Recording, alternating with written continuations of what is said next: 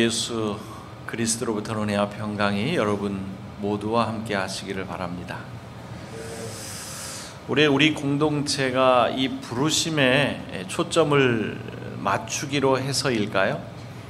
성서 일과의 말씀이 계속 이 부르심에 관한 말씀으로 이어지고 있습니다. 지난주일 우리는 하나님께서 예레미야를 소명하시는 말씀을 기초로 부르심에 관한 이야기를 했었는데, 오늘도 이 성서 일과의 주제는 부르심, 이 소명에 관한 이야기입니다. 하나님께서 이사야를 예언자로 부르시는 이야기, 그리고 예수님께서 시몬 베드로를 비롯한 제자들을 부르시는 이야기가 오늘 성서 일과의 말씀이죠. 오늘도 이 성서 일과의 주제가 이 부르심에 관한 말씀인 만큼 그에 관한 이야기를 하는 것도 무리는 없겠지만, 비슷한 이야기를 계속 반복하는 것보다는 한 걸음 진일보한 이야기를 하는 것이 더 좋지 않을까 싶어서 오늘은 이 부르심과 관계된 버림에 관한 이야기를 좀 하려고 합니다. 스위스의 라브리 공동체의 리더로서 활동하셨고, 또 세계적인 기독교 변증가로 활동하고 있는 이 오스 기니스라고 하는 분이 쓴 책, 이 소명이라고 하는 책이 있는데요. 이 책에 보면 소명은 제자도의 대가를 수반한다, 이런 글귀가 있습니다. 그러면서 이 바보라고 하는 표현을 사용하고 있는데요. 진정한 바보가 누구냐? 하나님을 경외하지 않는 사람이 진정한 바보다, 이런 이야기를 합니다. 그런데 이 진짜 바보와 바보처럼 보이는 사람은 다르다, 이런 이야기를 하면서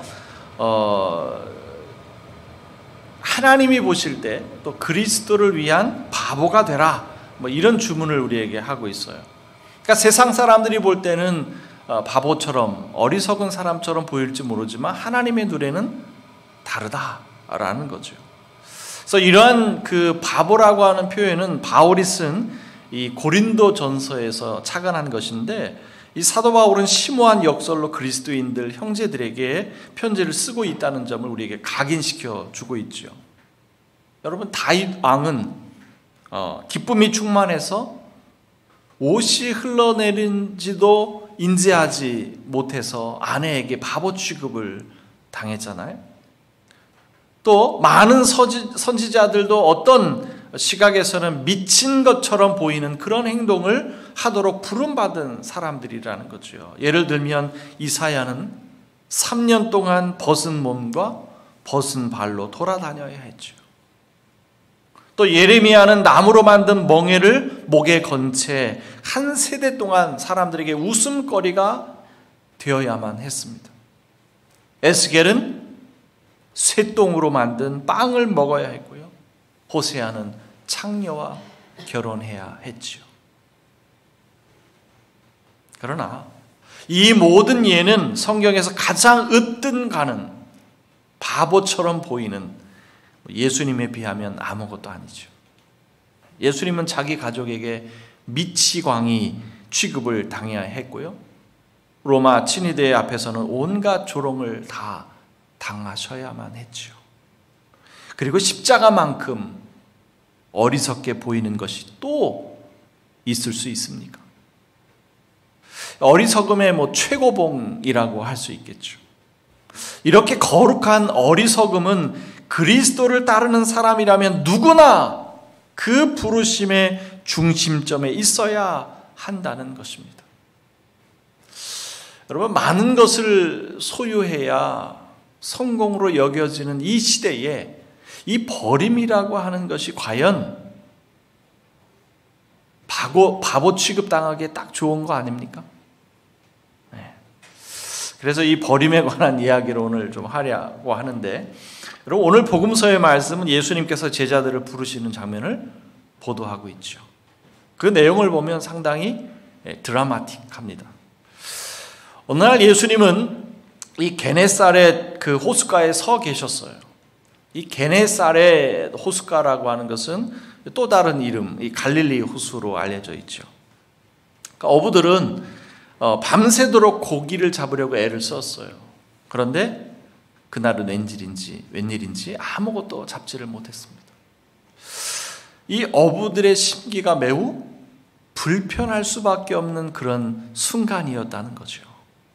그런데 그들의 불편한 심기를 모를 리 없었던 예수님께서 그들 사이를 비집고 들어갔습니다. 어쩌면 이 부적절한 타이밍이 아닐까 싶을 때 예수님이 그들의 삶에 개입하시는 거예요. 그리고 누가 선생님 아니랄까? 그곳에 모인 사람들을 가르치셨죠. 무엇을 가르치셨는지 성경은 자세하게 보도하고 있지 않지만 아마도 하나님의 나라에 관한 내용을 가르치셨을 것이다. 우리가 이렇게 예상해 볼 수 있어요. 여러분, 시몬 베드로를 비롯한 제자들의 입장에서 한번 상상을 해보세요. 지금 이 상황이 얼마나 불편했을지. 여러분 상상이 되세요? 밤새도록 수고했지만 허탕을 치고 돌아온 직후에 벌어진 일입니다. 여러분, 예수님의 가르침이 지금 그들의 귀에 잘 들렸을까요? 오히려 못마땅한 마음으로 가지고 그 자리에 앉아 있지 않았을까요? 성경은 이 어부들의 그 심정까지 자세하게 해설하진 않지만 그 행간을 읽어보면 충분히 느낄 수 있는, 그들의 그 불편한 심기를 느낄 수 있는 그런 대목이죠. 그러니까 이 상황은 누가 보더라도 불쾌하고 불편할 수밖에 없는 그런 상황이었다는 거예요. 더욱이 예수님께서 가르침을 마치신 후에 뭐라고 말씀하십니까? 깊은 데로 가서 그물을 내려라. 여러분, 베드로가 어떤 사람이에요? 어부로 잔뼈가 굵은 사람 아닙니까? 그에 비해서 예수님은 목수의 아들이었잖아요. 지금 이 상황을 어떻게 받아들여야 합니까? 목수가 어부에게 와서 고기 잡는 일에 조언을 해준다? 상식적인 일이에요. 아주 비상식적인 일이죠. 여러분, 베드로가 이 말을 들었을 때 아이고 내가 실수했구나. 그래, 저번에 이야기를 듣고 좀 한번 해봐야 되겠다. 이런 생각이 들었을까요? 아니면 속으로 콧방귀를 끄면서 감히 누구에게 와서 이런 조언을 해? 이랬을까요? 여러분 같았으면 어떻게 반응했을 것 같아요? 이 오전에 나타난 이 시몬 베드로의 대답 속에서 우리는 살짝 그의 심드렁한 마음을 엿볼 수 있지 않을까 싶어요. 선생님, 우리는 이미 밤새도록 애를 써봤어요. 제가 저 깊은 데로 가면 고기를 많이 잡을 수 있다는 사실을 몰랐을까요? 이미 해봤잖아요. 이미 해봤다고요. 이래 봐도 이 갈릴리 호수에서 내가 잔뼈가 굵은 사람 아닙니까? 왜 이러십니까? 하지만 이 선생님의 말씀을 들어보니까 심상치 않은 분이라고 하는 것을 알 수 있겠고, 또 선생님 체면이 있으니 내가 한번 시도는 해보겠습니다. 하지만 만약 또 허탕치고 오면 그 뒷감당은 선생님 몫입니다. 이런 마음으로 다시 한번 돛을 올리지 않았을까 싶어요. 결과는 예상 밖이었죠. 그물이 찢어질 지경이었다. 동료 어부들의 도움을 받아야 할 그런 정도였고 배가 거의 가라앉을 지경이었다. 이렇게 성경은 보도하고 있죠. 이 놀라운 경험 이후 시몬 베드로는 예수님 앞에 무릎을 꿇고 말합니다. 주님, 나에게서 떠나십시오. 내가 죄인이로소이다. 이런 고백은 평소에 이 베드로가 남다른 죄의식이 있어서 이런 고백을 했다라기보다는 거룩한 능력 앞에서, 그 충격적인 비범함 앞에서 찾아오는 공포감에서 비롯된 것이라고 해야 더 옳을 겁니다. 예수님은 이토록 놀라운 권능을 보여주신 이후에 제자들을 부르셨어요. 그리고 또 하나, 오늘 본문 말씀에서 우리에게 전하는 또 하나의 메시지는 하나님의 나라에 관한, 하나님 나라에 관한 소식을 들은 사람들의 올바른 응답은 예수님의 부르심에 순종한다는 것이었죠. 그런데 제가 오늘 이 부르심에 관한 이야기를 하면서 한 걸음 진일보한 말씀을 드리겠다고 한 이유는 바로 11절 말씀에서 찾을 수 있어요. 그들이 배들을 육지에 대고 모든 것을 버려두고 예수를 따르니라. 모든 것을 버려두고. 예수님의 놀라운 권능을 지켜본 어부들은 예수님의 부르심에 따르기로 결심했죠. 그런데 모든 것을 버려두고 따랐다라고 했습니다. 오스기니스가 말하는 것처럼 소명은 제자도의 대가를 수반한다 라는 거죠. 이 버림은 예수님의 제자들이 그를 따름으로써 치러야 하는 대가입니다. 이 버림은 그의 제자들의 삶 속에서 일관되게 나타나는 삶의 태도였다고요. 여러분, 자본주의 세상 속에서 이 돈의 노예가 되어 끊임없이 소유의 삶을 권장하는 우리에게 이 버림이라고 하는 것은 정말 쉽지 않은 것이고 어쩌면 불가능한 것인지도 모릅니다. 누군가에게는 그런 버림의 삶이 바보처럼 보이겠죠. 바보처럼.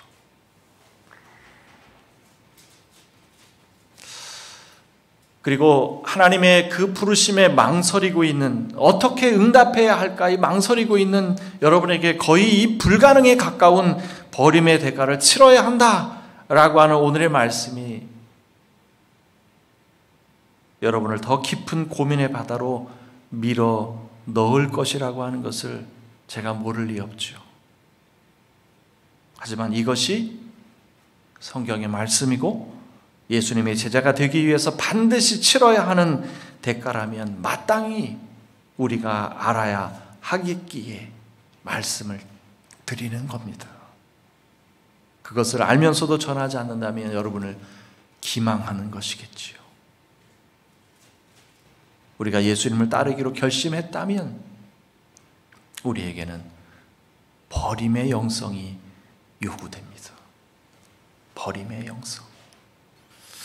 물론 예수님의 제자들처럼 정말 지금 우리가 하고 있는 모든 것을 다 포기하고 다 버려두고 예수님을 따르라고 하는 뜻은 아니니 오해는 마십시오. 이미 말씀드렸듯이 지금 우리가 하고 있는 일들, 그것이 하나님의 부르심에 의한 천직이니까요. 지금 우리가 어떠한 일을 하고 있든 상관없이 우리는 이미 하나님의 부르심에 의한 천직을 수행하고 있는 사람들입니다. 그러니 여러분이 하고 있는 일들을 다 포기하고 예수님을 따라라, 이런 것이 아니라고요. 하지만 예수님을 따르는 일에는 반드시 이 버림의 영성이 요구된다는 사실을, 혹은 비움의 영성이 요구된다는 사실을 여러분들이 기억하시면 좋겠습니다. 혹시 여러분이 집착하고 있는 것은 없습니까? 이것 아니면 난 살 수가 없어. 놓지 않고 버리지 못하고 부여잡고 있는 것은 없느냐 말입니다. 권력이나 돈이 될 수도 있고요. 남편이나 아내 혹은 자녀가 될 수도 있겠죠. 성공, 승진이나 직함, 기득권, 그 밖에 또 다른 뭐가 있을 수 있을까요? 우리를 부자유스럽게 만드는, 우리를 강하게 옥죄이는, 우리를 강하게 억누르고 있는, 우리를 심리적으로 압박하고 있는 것이 무엇이냐 말입니다. 우리가 현재 집착하고 있는 것 중에는 그것 없으면 죽을 것 같고 도저히 삶을 영위할 수 없을 것 같은, 그래서 애걸복걸 매달리고 살고 있지만 정작 그것이 우리의 인생을 부자유스럽게 만든다는 사실을 우리가 놓치고 있는 것은 아닐까요? 그것이 무엇인지에 관해서는 일일이 제가 다 열거할 수 없을 정도로 많을 겁니다. 많을 거예요. 또 각자가 다르겠지요. 여러분 각자가 다 다르겠지요. 다만 제가 말씀드릴 수 있는 것은 그것을 과연 어떻게 우리가 판단할 수 있겠는가? 그 충고는 무엇인가? 그것만 말씀드리겠습니다. 하나님보다, 하나님의 나라보다 더 절대적으로 생각하는, 더 절대적으로 생각하며 집착하는 것이 있다면 그것이 바로 우리를 부자유스럽게 만드는, 우리가 버려야 할 것들입니다.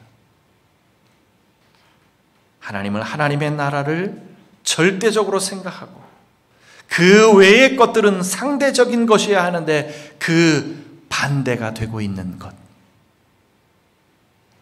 그것이 바로 우리가 예수님을 따름에 있어서 버려야 할 것들입니다. 혹은 비워내야 하는 것들이죠. 그러면 무슨 재미로 사느냐? 이렇게 반문하시는 분이 있을지 모르겠어요. 무슨 재미로 사냐? 이 시대를 대표하는 이 복음주의 사상가 이 달라스 윌라드가 쓴 잊혀진 제자도라고 하는 책이 있는데요. 그는 이 책에서 이런 말을 해요. 우리가 만약 제자들을 버리면, 다시 말해서 버려야 할 것들을 버리지 못하고 예수님을 따르면서 그 대가를 지불하지 않았을 때 어떤 일이 발생하느냐? 사라질 줄 모르는 평안, 사랑이 관통하는 삶, 하나님의 궁극적인 주권에 비추어 매사를 바라보는 믿음, 아무리 낙심되는 상황에서도 견고히 서 있는 소망, 옳은 일을 행하고 악한 세력을 물리치는 능력, 이런 것들을 잃게 된다 말합니다. 한마디로 제자도를 버리는 대가로 우리가 잃게 되는 것은 예수님께서 약속하신 풍성한 삶을 잃게 되는 것이다, 이렇게 말합니다. 반대로 생각하면 되겠죠. 우리가 예수님을 따르면서 버려야 할 것들을 버렸을 때 우리는 평안과 사랑, 믿음과 사랑이 가득한 풍성한 삶을 얻게 된다는 겁니다. 버리지 못함으로 부자유스럽게 살아갈 겁니까? 아니면 버림으로써 풍성한 삶을 살기 원하십니까? 어려운 선택일까요? 어려운 선택입니까? 대답은 쉬울지 모르지만 정작 우리가 집착했던 것을 버리는 일은 결코 쉬운 일은 아닐 겁니다. 예수님도 천국 비유에서 말씀하셨듯이 우리가 가장 고귀한 것을 발견하게 되면 내가 가진 것을, 모든 것을 팔아서라도 그것을 소유하려 할 겁니다. 십자가의 복음보다 더 소중하고 더 고귀한 것이 과연 있을까요? 하나님의 나라 복음보다 더 가치 있는 것이 과연 있겠습니까? 그렇다면 그 이외의 것은 다 초계같이 버릴 수 있어야겠지요. 오해는 마십시오. 그리스도의 복음 이외에 그 모든 것은 다 무가치하고 다 소중하지 않다라는 것을 말씀드리는 것이 아닙니다. 우리가 살아가는 데 있어서 필요한 것들, 소중한 것들 참 많지요. 다만 결정적인 순간이 왔을 때 그 모든 것을 절대적인 것이 아닌 상대적인 것으로 여김으로써 버릴 수 있을 때 버려야 한다는 겁니다. 어차피 우리는 공술의 공수고 빈손으로 왔으니 빈손으로 가는 것 아니겠습니까? 우리가 가진 것은 영원할 수 없습니다. 언제까지 우리 손에 쥐고 있을 수만은 없습니다.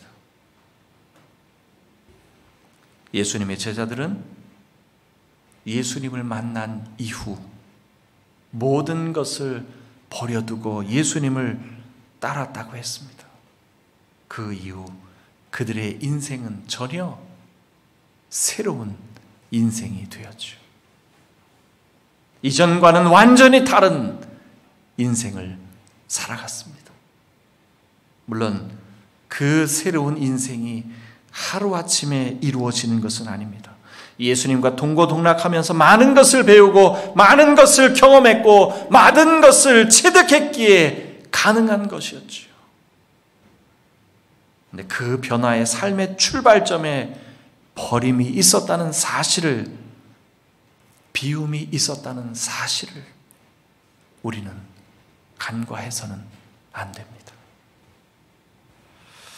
하나님의 부르심에 응답하기 위해서는 예수님의 제자들이 그랬던 것처럼 버림의 영성이 요구됩니다.